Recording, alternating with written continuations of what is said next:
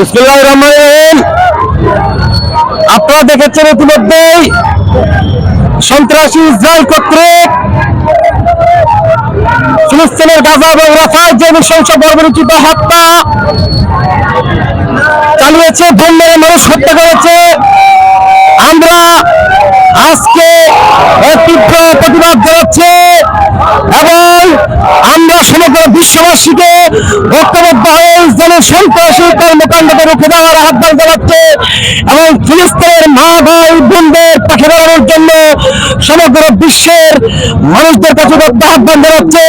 আমাদের বিএনপি এবং যুবদলের পক্ষ থেকে আজকের এই র্যালিতে ফিলিস্তিনিবাসীর পক্ষে, গাজাবাসীর পক্ষে সংহতি র্যালিতে আমরা উপস্থিত হয়ে চট্টগ্রাম উত্তর জেলা যুবদলের নেতাকর্মীরা এবং বিভিন্ন তলা থেকে আগত নেতাকর্মীরা আমরা আজকের এখান থেকে ইসরায়েলের যে বিরুদ্ধে মানবতা বিরোধী লঙ্ঘনের অপরাধে জাতিসংঘের কাছে ইসরায়েলের বিচার দাবি করছি এবং সমগ্র মুসলিম বিশ্বকে ঐক্যবদ্ধ হয়ে বিশ্ব মানবতার পক্ষে দাঁড়ানোর জন্য গাজাবাসীর পক্ষে দাঁড়ানোর জন্য উদাত্ত আহ্বান জানাচ্ছি।